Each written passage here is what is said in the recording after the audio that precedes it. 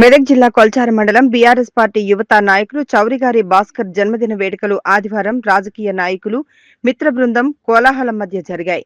Narsapur MLA Vakati Sunitha Lakshma Reddy చౌరిగారి Bhaskar కు శాలువా కప్పి అభినందించారు.